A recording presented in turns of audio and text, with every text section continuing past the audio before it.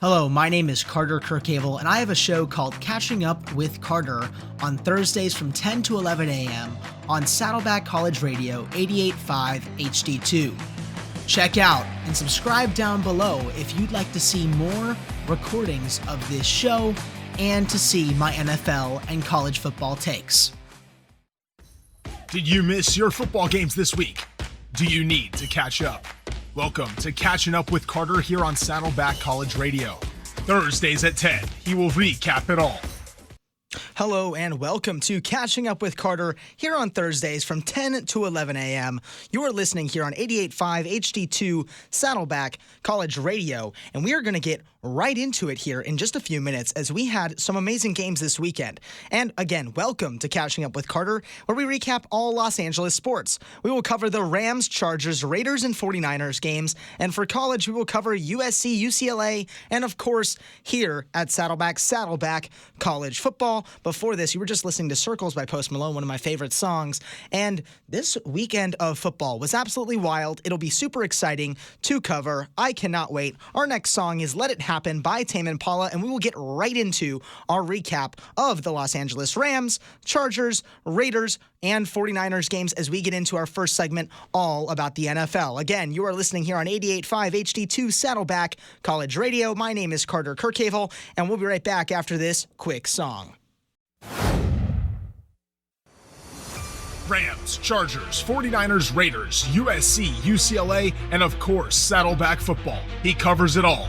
It's Carter Kirchhevel, your Saddleback student sports voice.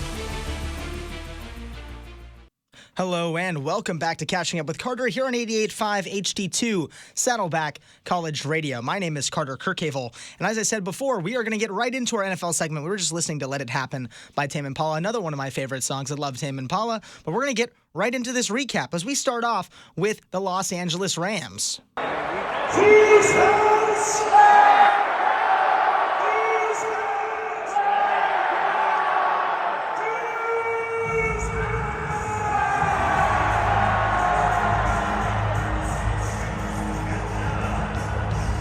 Now, for the Los Angeles Rams, they were playing the Bears this week. They played at 10 a.m., and our prediction was 24-20. The Rams were going to win.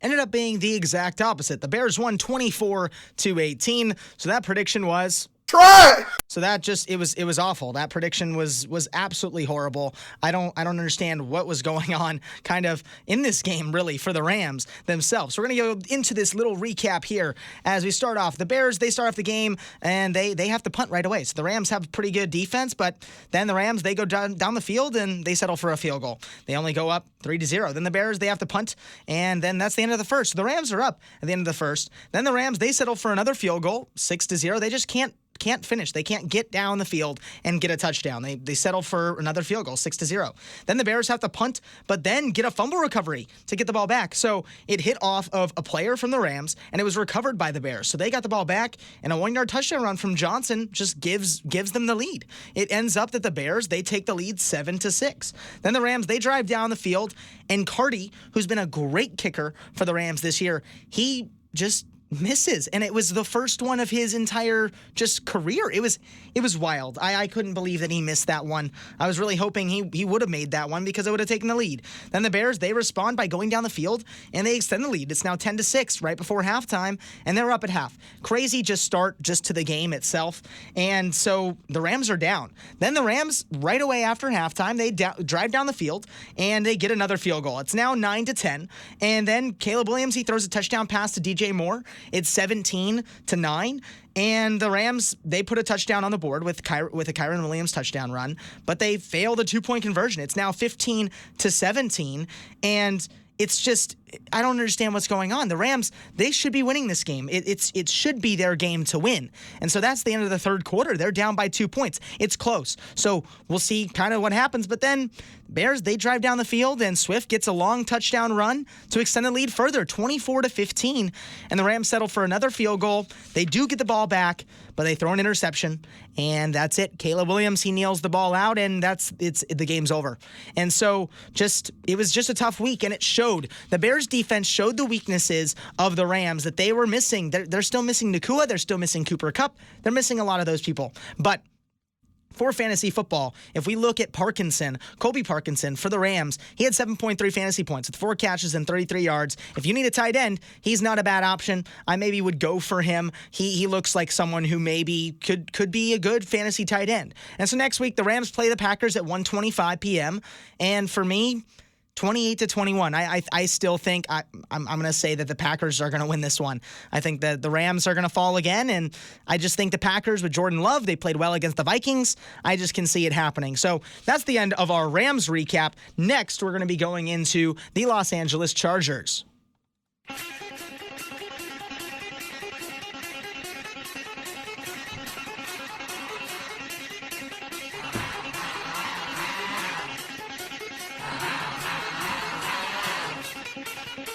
Now, for the Chargers, they ended up playing the Chiefs this week, and it ended up just being not the best.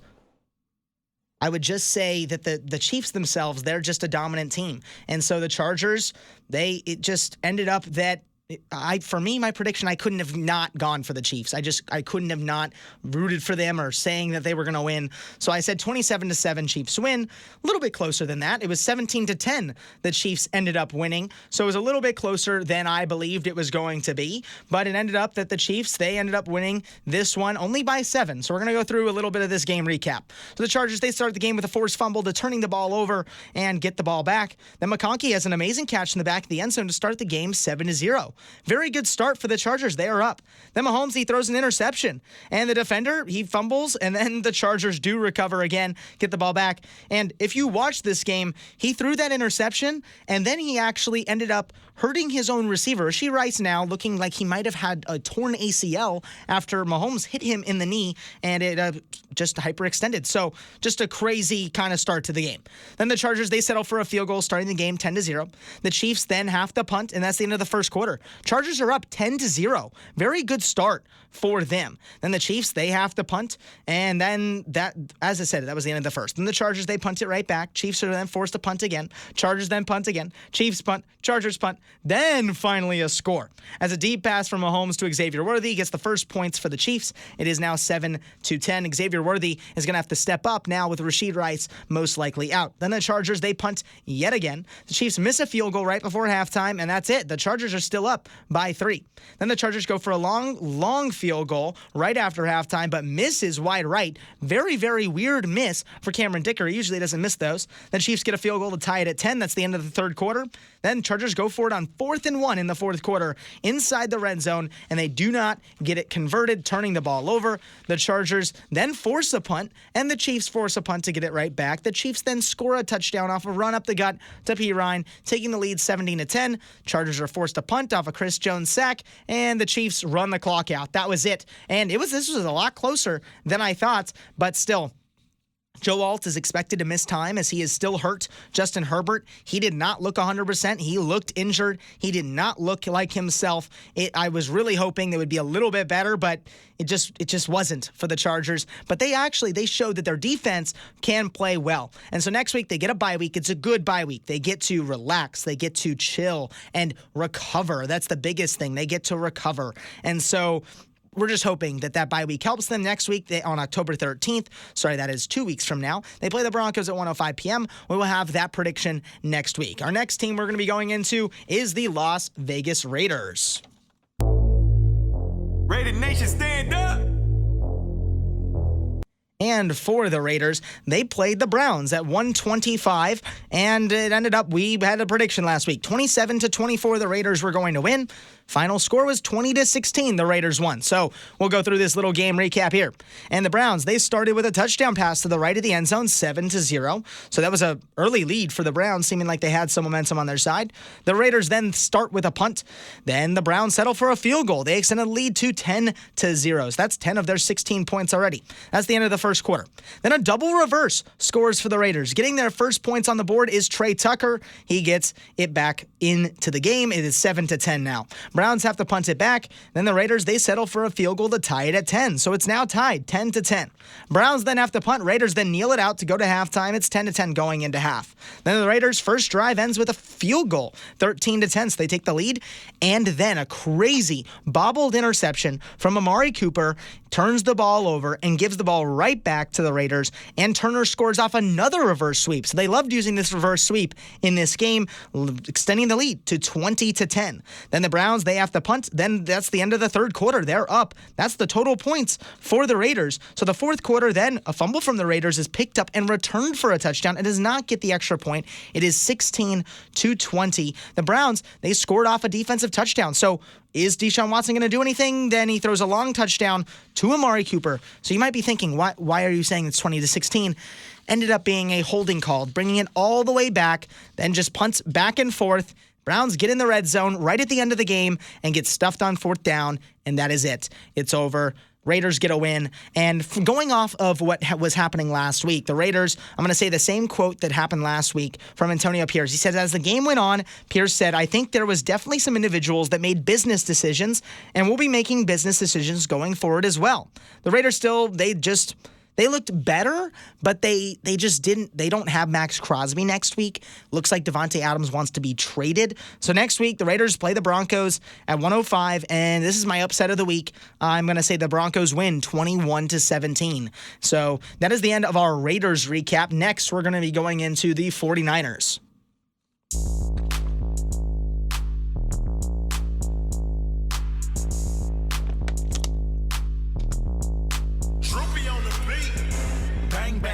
Gang. Bang, bang, Niner gang. Bang, bang, Niner gang. And for the 49ers, if you saw my Instagram post this morning, I'm wearing a 49ers jersey right now, as I am a 49ers fan, and I'm excited. The 49ers, they ended up getting the win. And so I was very, very excited. They play the Patriots at 105. My prediction was 31-14. The 49ers were going to win. Final score, 30-13, the 49ers won. So a very close prediction, and we call that prediction nice. Very nice prediction. And so we'll go through this game recap right here.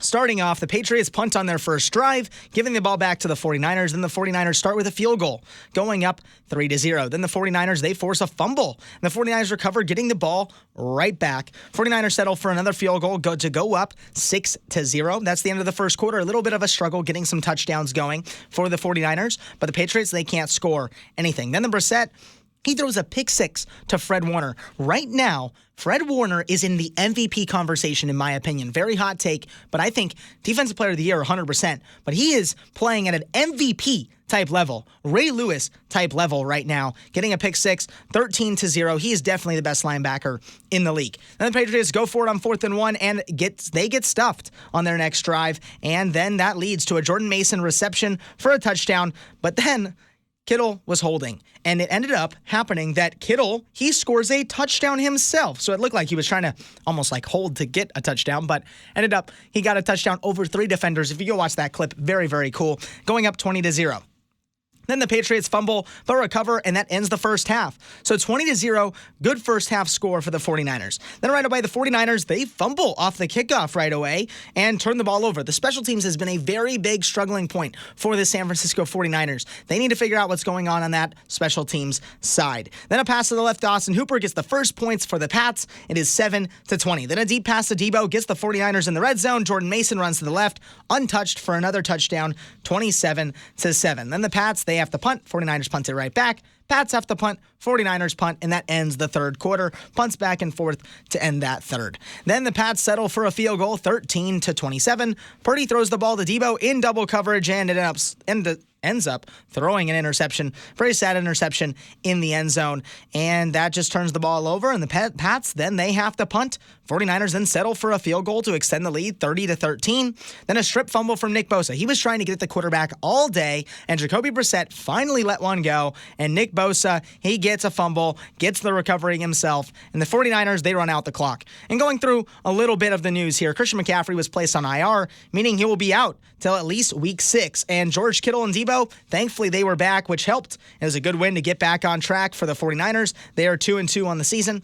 And prediction now for next week. The 49ers play the Cardinals at 1:05 p.m. I believe 49ers are going to win 28-10. I believe they will win handedly. So that is the end of our quick NFL recap for all of our NFL LA teams. We will go more into the NFL later in the show. Next, we'll be going into college football. But next, we are going to be listening to a new song from The Weeknd and Playboi Carti, Timeless. You are listening here on 88.5 HD2 Saddleback College Radio. My name is Carter Kirchhevel, and you're checking in to Catching Up with Carter.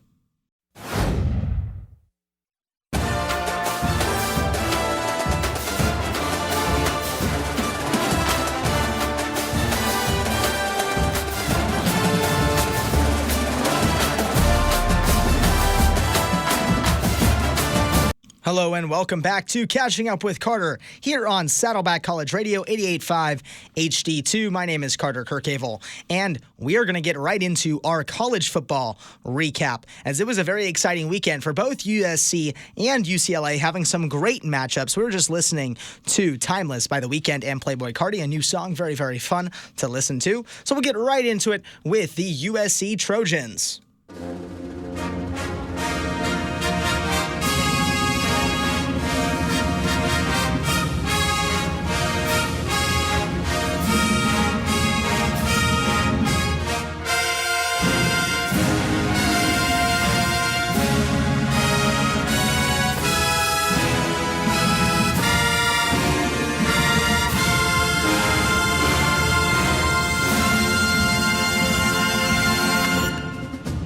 And for USC, they played Wisconsin at 12:30 p.m. Saturday. We predicted 34-20. USC was going to win. Ended up being a 38-21 USC win. So pretty close there on the prediction. And so for the game recap, we'll start right off. And as Moss, he finds Jacoby Lame on the long touchdown pass to start the game, 7-0. Moss showing why Jacoby Lame is one of his best receivers. Then Wisconsin finds Anthony on a long touchdown pass to tie it 7-7.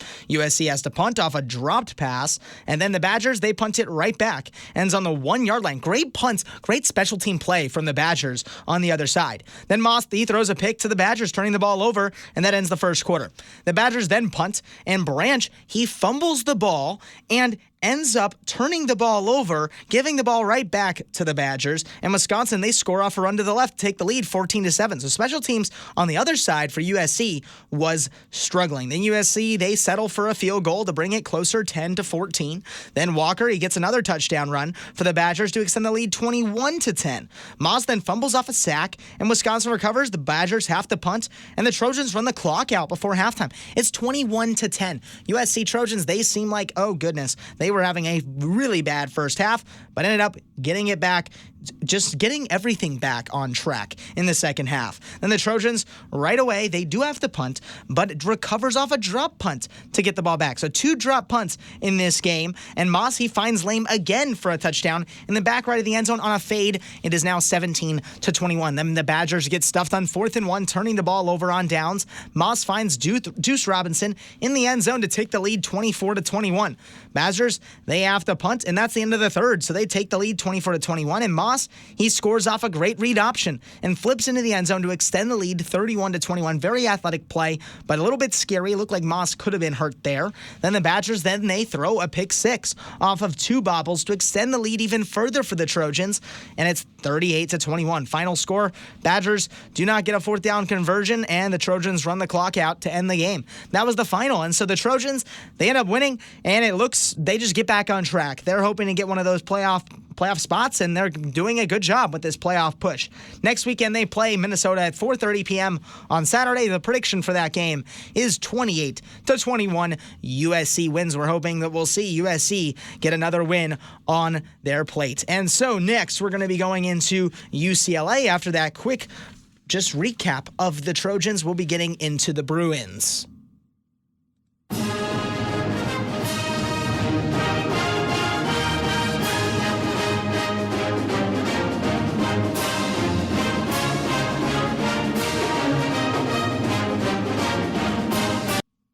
And for UCLA, they had a tough game this week. They played against Oregon, number 3 team in the nation, at 8 p.m. Saturday. And we had a prediction, 41-17 Oregon wins. And it was 34-13. Oregon won. So we'll go through this recap now. As Oregon, they start with a touchdown pass going up 7-0. Then UCLA, they settle for a field goal 3-7. That ends the first quarter. The Ducks get a field goal to extend the lead 10-3. Garbers then throws an interception into the middle of the field, turning the ball over. Pass interference puts the ball on the 2-yard line for the Ducks, and they get a run up the gut and get another score. It's 17-3. Then Gabriel, he finds Johnson on a long touchdown pass again for the Ducks, and they get a 2-point conversion, 25-3. I'm really just going to go through the scores because there's a lot of punting in this game. Then Oregon, they get another score with a field goal, 28-3. The Ducks then, after throw an interception to Brian Addison, who goes all the way back. Brian Addison used to be a Duck and goes all the way back to get some life for the Bruins. It's now 10-28 going into halftime, having a little bit of momentum. Then UCLA, they settle for a field goal from 54 yards. A very good kick for the Bruins. They get 13-28. Then Oregon has to punt. Bruins go for it on 4th and 3 and intercepted by the Ducks. And in the third quarter, Gabriel then finds a receiver in the back of the end zone for another touchdown, 34-13. Garbers was snubbed. He just was subbed out. It was a really, really bad game, and he got hit and he got hurt too. So it's just not a good look for the Bruins, and they just let the game run out. And the Garbers, he looked injured at the end of the game, and hopefully he will be able to play next week. And it was a tough outing, but the defense had a little bit of highlights. They had that interception for a pick six, and so the prediction. They play Penn State at 9 a.m. on Saturday, and I can't really predict that the Bruins are going to win. I don't know if Garbers is going to be playing. So 28-10, Penn State wins. I know it's a little bit shorter, just a little bit lower on the end for scoring for Penn State, but I think the Bruins, with a little bit of defense, I think they'll be able to keep it to that score. And next, we're going to be going into Saddleback football, as Saddleback, they got their second home win against Southwestern in great fashion in their homecoming game. Here at Saddleback, they won 38-10. Saddleback is now 3-1 on the season, having a great start, as Saddleback had 499 yards of total offense with 266 pass yards, 233 rush yards, and they had 27 first downs in the game. Very, very good outing. And their next game is against San Diego Mesa at their house at 6 p.m. So root on your Saddleback teams. Of course, root on your Trojans if you're a Trojans fan. Root on the Bruins if you're a Bruins fan. And so that'll be the end of our college football recap. 2 pretty good games. I would say the UCLA game was not as good as the USC one, but still very, very fun to watch. So that'll be the end of our college football recap. And our next song we'll be listening to is Mr. Rager by Kid Cudi and Backstage Pass by Smino. My name is Carter Kirchhevel. You're listening to Catching Up with Carter here on Saddleback College Radio 88.5 HD2.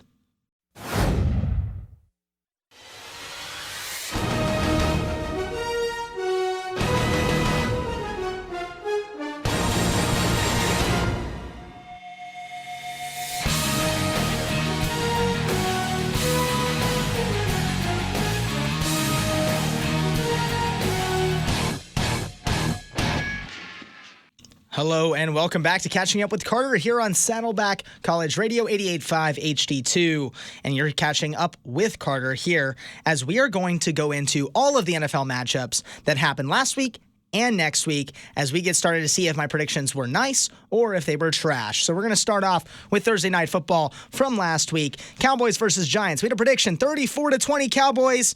Ended up being a little bit closer. It was 20-15 Cowboys. A little bit of a struggle starting off for the Cowboys, but they ended up winning anyway. Malik Neighbors, I feel so bad for him. I don't know. Daniel Jones, just not good. Moving into Sunday football, getting into the 10 a.m. games, Saints versus Falcons. Prediction, 27-24 Falcons won. Very, very close prediction as it was 24-26. The Falcons did end up winning, so that prediction was nice. Same with the last prediction as well. And so the Falcons, they're looking good. They are now 3-2 on the season. So it looks just a good win.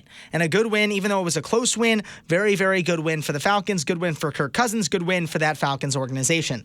Next was Bengals versus Panthers. Upset of the week. That was my prediction, as the Panthers, I believed, were going to win 28-24. Ended up that the Bengals ended up winning 34-10. It was just not a good game. And so the Bengals, they ended up winning. And so it was a bad prediction. It was It was not good at all. It was horrible. So ended up that the Bengals, they ended up winning, just had a good week. And it's weird. The Bengals always have those 2 first weeks that they just do not play well. And this, they played well. They played very, very good. They ended up winning by a decent amount. Going into our next game was Vikings versus Packers. Prediction was 27-20. Vikings were going to win. Ended up being 31-29. The Vikings did win a little bit closer than I believed, but it was still a Nice. prediction. And so for them, they just it was a good game. Just Sam Darnold, he's putting himself in that MVP conversation, which I would never even be able to say. If I had said that last year, everyone would have thought I was crazy. But he did. He really did. He threw very, very good touchdowns in the first half. Second half, I don't know what happened to that Vikings defense. I think it was just Lambeau Field just getting in their head, but they ended up winning. Very, very good win for the Vikings. They are 4-0 now on this season. And moving into the next one, Jaguars versus Texans. As the Jaguars, we had predicted that the Texans were going to win 31-14. The final score was 20-24. Texans win, and the Jaguars fall to 0-4. And so for the Texans, that was a Nice. prediction. And so for the Texans themselves, good game on their end, but wish it was a little bit better. Wish it was a little bit just more handedly. As Jaguars they're having a $230 million mistake back at quarterback. Just a really, really bad quarterback situation there. Going to our next, Steelers versus Colts. I predicted that the Steelers were going to win and be 4-0 going into just this next week. Ended up losing 24-27. The Colts ended up winning by 3. So my prediction was just not a good prediction from me, as the Colts, they showed just some good promise. But Joe Flacco coming in for the hurt Anthony Richardson, and I don't understand what's going on. Anthony Richardson didn't look very good, and Joe Flacco, why is he not a starter for one of these teams? Like the Raiders could use Joe Flacco. He should be a starter. He's 39 years old and playing still very good football. Going to our next, Broncos versus Jets. My prediction was 27-14. Jets were going to win, and this is the worst game of the week. Absolutely the worst game that I've ever watched. 10-9, the Broncos ended up winning, so that prediction was just a horrible prediction, just a horrible game in general. The Broncos, they did not play well. It was 60 passing yards for the Broncos all day, and Aaron Rodgers played bad too. So, big trade conversation right now. Should the Jets trade for Davante Adams? I think they could. I think maybe giving Garrett Wilson away and getting Davante Adams to come back and play with his former quarterback and Aaron Rodgers might be the play. And so we'll see what happens this coming week. Jets fall to 2-2. Next, Eagles versus Buccaneers. Prediction 24-21. The Buccaneers were going to win, and the Buccaneers won 33-16. So a lot more handily than I believe, but still a Nice. prediction. And so it was a good game from the Buccaneers, and they played very well. Baker Mayfield as well, putting himself in that MVP conversation, and very, very just a good game from him. Going into our 1 p.m. game, we only have one of those other than the ones that we already covered in the LA teams. And so it was Commanders versus Cardinals, and I believe the Cardinals are going to win. I said 24-21. Cardinals are going to win in a close game, and it was not like that. It was 42-14. Commanders won. Cliff Kingsbury going back into the Cardinals' house and destroying them. So that was a prediction. Very, very bad. And so Commanders, they are now the top of the NFC East. That's crazy to believe. But Dan Quinn, Cliff Kingsbury doing a great job over with Jaden Daniels, having a great season so far for them. Just very, very good. And so Cardinals, they play the Niners next week. We'll see what happens. Going into Sunday Night Football, Bills versus Ravens. Prediction was 31-28. Bills were going to win, be 4-0. And that did not happen at all. It was 10-35. Ravens ended up winning. Derrick Henry, first play of the game, 87-yard touchdown run. Absolutely crazy. He is a monster. He is the king of running backs. So that prediction was just a horrible prediction. And so the Ravens, they crushed it, and they are finally back on track. They're 2-2 now. Going to Monday Night Football, doubleheader for Monday night. Titans versus Dolphins. Prediction was 24-20. Titans were going to win. Titans won 31-12. So that prediction was Nice. And in that game, Dolphins, they need a QB. Maybe they should go get Joe Flacco at this point. They're starting Tyler Snoop Huntley. Maybe he wants to be named Snoop because of Snoop Dogg. We don't know really for sure, but he's Snoop Huntley. Just not good at all. Very, very bad. And Tyreek Hill also woke up to trade rumors. He posted that on Twitter. He said, I just woke up to trade rumors. It was pretty funny. But we'll see. Maybe he gets traded too, because maybe he'll go back to his former team. We don't know. We'll see. They just lost their number one wide receiver. Maybe they get Tyreek Hill back. Weird prediction here, but maybe that'll happen. Going into the other game on Monday night, Seahawks versus Lions, one of the best games of the week. Prediction was 27-21 Lions won, and the Lions ended up winning 42-29. So that prediction was Nice. Going into a little bit of this game, Jared Goff went 18 for 18 in this game. Perfect game. Best in NFL history. Very, very good game for him, and just a great game all around. Scoring 42 points for the Lions.